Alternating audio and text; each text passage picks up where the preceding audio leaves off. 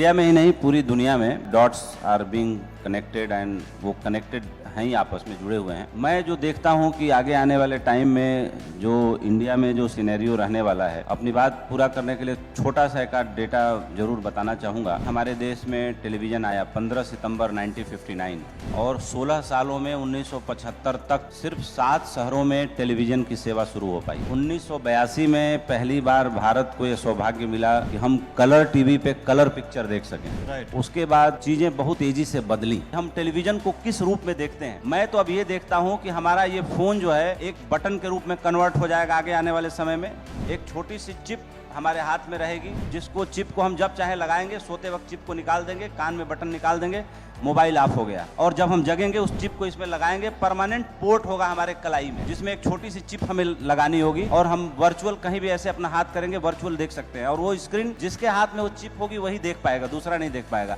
जो मोबाइल का नया वर्जन आने जा रहा है, इलान मस्क का मोबाइल ये कहता है कि भाई जो मार्केट में आएगा कि उसको कभी चार्ज करने की जरूरत ही नहीं पड़ेगी, आपको कोई सिम कार्ड लेना ही नहीं पड़ेगा। वो इस रोशनी से भी चार्ज हो जाएगा, बाहर सूरज की रोशनी से भी चार्ज हो जाएगा। यानी जहां है वो अपने बराबर की एनर्जी इस इकोसिस्टम से ले रहा है, चार्ज हो रहा है। आपको कोई नंबर नहीं लेना पड़ेगा, क्योंकि जो है स्टार लिंक के जो सैटेलाइट हैं स्पेस एक्स के, वो ऑलरेडी आपको नंबर अलॉट कर देंगे। टीवी देखते रहिए, अपने वर्चुअल हाथ में जो आपके पोर्ट लगा है उस पर भी आप जो चाहिए देखते रहिए।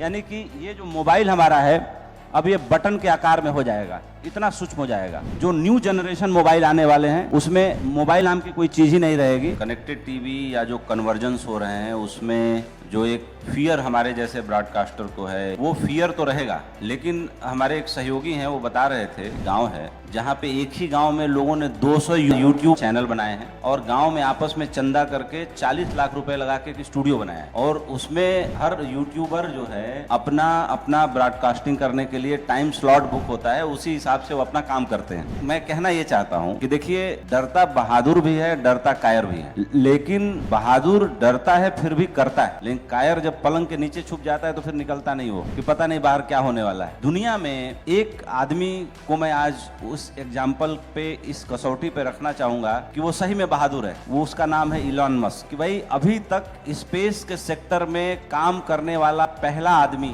जो 3 बार लगभग बैंकरप्ट होते होते बचा। 3 बार उसने अपनी सैटेलाइट को पृथ्वी की कक्षा से बाहर अंतरिक्ष में स्थापित करने की कोशिश की। तीनों बार सैटेलाइट ब्लास्ट कर गए। चौथी बार उस आदमी ने अपना सब कुछ दांव पे लगा दिया, सब कुछ, घर मकान दुकान सब बेच दिया, जो कुछ भी था, जितना उधार ले सकता था सब ले लिया। और पहली बार वो सफल हुआ एक प्राइवेट आदमी होते हुए जिसने कभी स्पेस इंजीनियरिंग का एस भी नहीं सीखा था। इसलिए उस आदमी को बहादुर कह रहा हूं यहाँ बैठ के। उसने चौथी बार के अपने प्रयास में और अपने सैटेलाइट को अंतरिक्ष की कक्षा में स्थापित किया और उसको पहला कॉन्ट्रैक्ट नासा ने दिया $3 बिलियन का।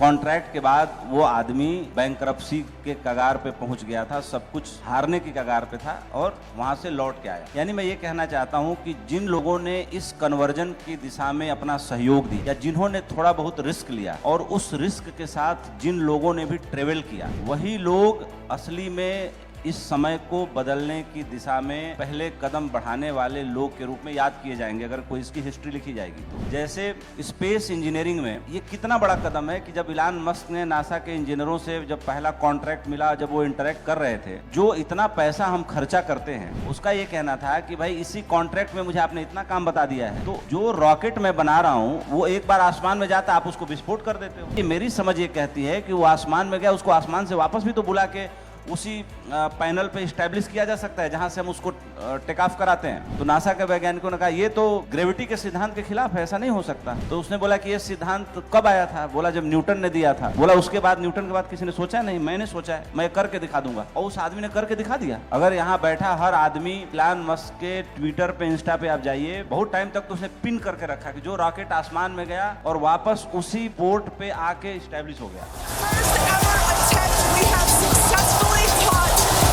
ये कितनी बड़ी बात है, ये सोचने की बात है। जैसे इलान मस्क के डिटैचेबल ट्यूब से सुनीता विलियम्स और उनके 4 एस्ट्रोनॉट साथी आए, तो पूरी दुनिया हैरानी में है कि यार ये आदमी ने क्या कर दिया। उसी तरीके से छोटे छोटे हाथों से करोड़ों लोग मिलकर के दुनिया को रोज बदल रहे हैं। इलान मस्क आज के डेट में दुनिया का लीडर है, पहला ट्रिलियनेयर बिजनेसमैन है। तो उसने ये हिम्मत दिखाई, ये साहस किया। और हर युग में ऐसा कोई ना कोई एक बेंचमार्क होता है जिसके बारे में जमाना बात करता है।